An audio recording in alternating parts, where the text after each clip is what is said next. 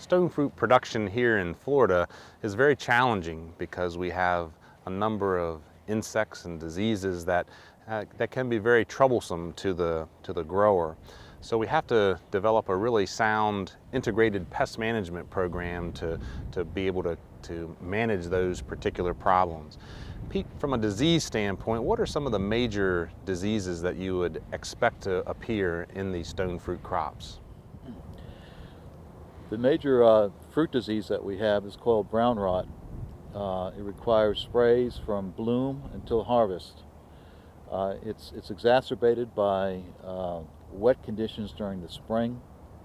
It not only infects the fruit, but it can actually, the fungus can spread down the twigs to the shoots.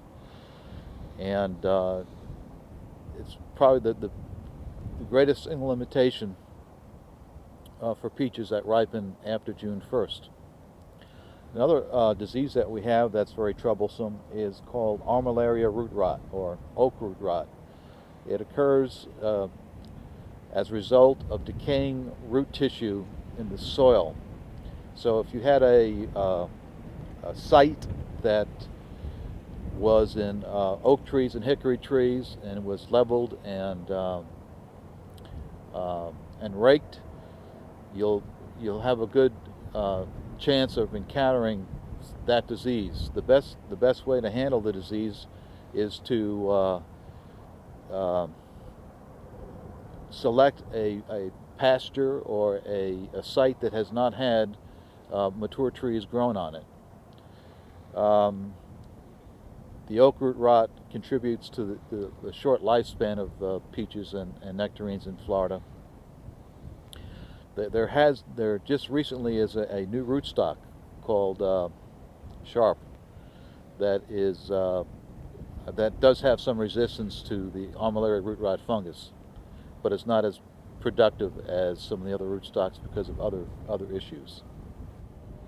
I know a couple of years ago when we had a really wet growing season, we had a lot of a particular disease known as bacterial leaf spot. And the other years we haven't had too much of a problem with that. Is that associated typically with the wet conditions? Yes. Basically, you'll see angular spots on leaves, and eventually the spots will expand and a shot hole will form. It can also occur on the fruit, but most of the cultivars that we have from the University of Florida breeding program are resistant to bacterial spot. On a scale rating from 0 to 10, 10 being the best in terms of resistance, most of the cultivars that we recommend are a 10, or maybe sometimes a 9 or 8 or a 9, but they're very much resistant to bacterial spot. And I guess the other disease that we occasionally will have problems with is one that actually is related to an insect vectoring it, known as phony peach disease, I believe. Tell us a little bit about how that all works. Well, phony peach disease is caused by a bacterium called Xylella fastidiosa, but it's spread from plant to plant by a leafhopper. It's a disease that inhabits the xylem vessels of plants, and there is no cure. The symptoms on peach would be a reduction in internode length and a reduction in fruit size. There's no cure, and in certain sites, the incidence can be substantial. In other sites in Florida and South Georgia, it's not too bad. But that's another disease that we have to contend with in Florida that other areas such as California do not have to worry about. Okay. And if we were to manage the vector, the leafhopper in this case, is the vector itself manageable? Well, you'd have to spray pretty much on a prophylactic basis once a week for the entire season to keep the leafhoppers out. So it's not realistic. Not practical. To try to control the leafhoppers. Okay.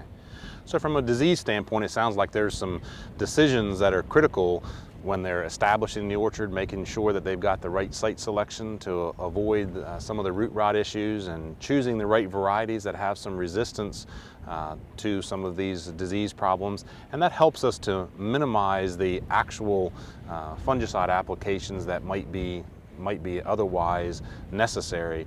But as you mentioned in the beginning, brown rot really is the one that I see as the most serious issue, and we just don't have very good cultural practices right now to manage that one. So thanks for that review, Pete, of some of the critical diseases.